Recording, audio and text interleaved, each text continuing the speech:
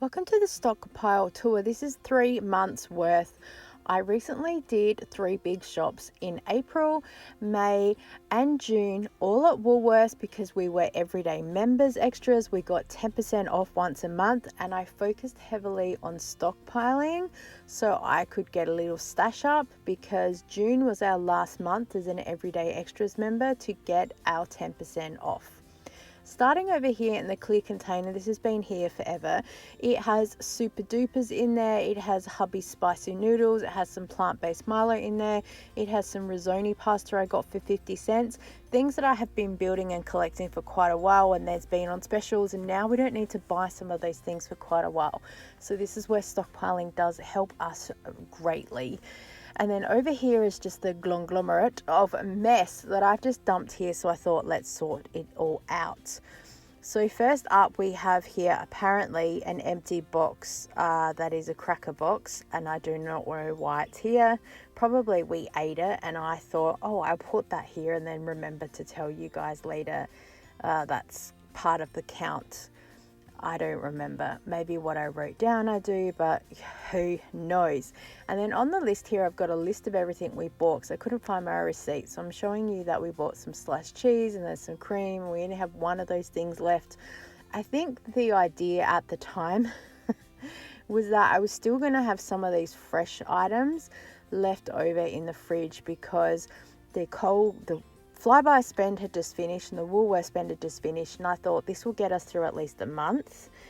And then we went through some things quicker than others, so it was sort of trying to catch water in a bucket that had a hole in it, if it made any sense.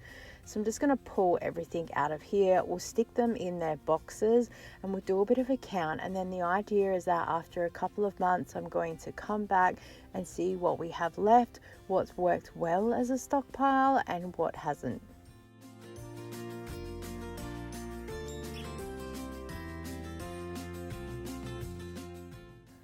I found this spare plastic container that I'm going to utilize to put things in there like the flour and the sugar just to keep them safe. I have zero space in my freezer right now, so I can't even stick them in there, but I pray they will be fine, and hopefully also being this plastic container they will be well protected. So we have plain flour, we have self-raising flour. I believe there's some white sugar in there as well. Probably what I show you is what we have, and as I said, I'm writing it all down in my book. I keep cutting out when I'm going through and recording stuff down because I couldn't find my receipt, as I said, and I was trying to guesstimate what I had written down in order of where. It was just all over the place. We have rice. We don't go through as much rice as often, but I really like to have that as a stockpile, so we'll stick that in the bucket. And also we have pasta. I only buy the macaroni pasta from Woolworths now, so I really made sure to focus on stockpiling to make sure that we have enough there to get us through. So I've probably mentioned before that our Everyday Rewards Extra program had run out, and I'm not going to rejoin until the half price offer comes back again. So it's usually $70 to join for the year, and we had a special to join that was $35 off. For me, I do understand that the $70 per year, you kind of still get that back, but I favour Coles over Woolworths with the rewards. I just find it's more rewarding for us. And so, as I said, I was using the Woolworths shops to really do a big bulk deal. I wish that I had focused more on pantry things and then left the Coles shop for the fresh food. But during some of the Flybuy spends, there were just some things that we needed right now that we were running out of, so the shops were just all over the place. Maybe if I rejoin Everyday Rewards, I might do that for the next lot of stockpiling, but I might also wait because I'm finding that right now we're okay. And I know that people always say have about a 6-month stockpile, but we just don't have the room for it. And some things we go through faster than others. It's been a good experiment to see what we do use and what we haven't. It's been interesting to be able to track things like that, and that's also why I did this 3-month stockpile. And the same thing, some things we've gone through really quickly and other stuff not so much. So I thought at least here, if we can put everything together, when I'm restacking the pantry, I know where to grab stuff from. I'm not having to keep creating shopping lists. No doubt the next flyby spend will be coming up very soon, and I'll be able to use that for a week-to-week shopping. And hopefully, because we're using the meat that we have in the freezer for right now, and then I can grab from the pantry, and then the flyby shops will just be what extra do we need to complete the meal. So it's not so much about stockpiling.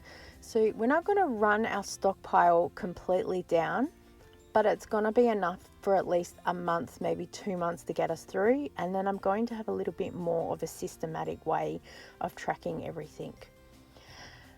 As I said, with the flyby spends, I wasn't strategic enough to make sure that we were still stockpiling, because we only had, it was about $130 between the two offers of the two accounts. So I really relied on the Woolworths stockpile shop at the end of the month to get the big repeat things constantly, like the tins of tomatoes and the pineapple, the beetroot, all of the crackers that we have here, the muesli bars, the things that we go through very often. And in some areas it still wasn't enough.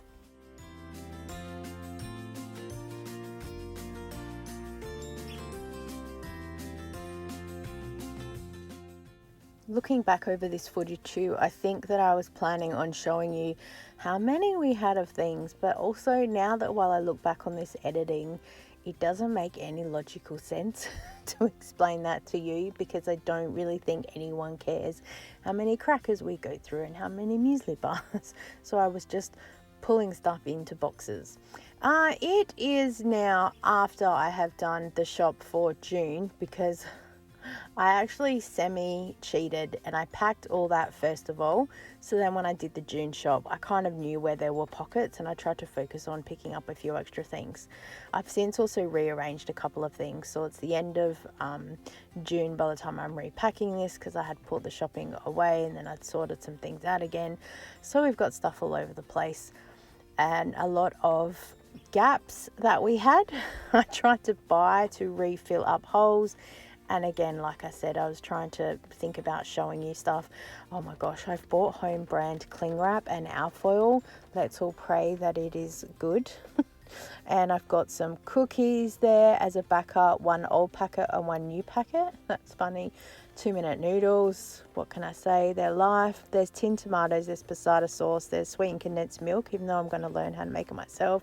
We've got tons of apple juice, which is great, except my son really likes apple and black currant juice now, not apple juice.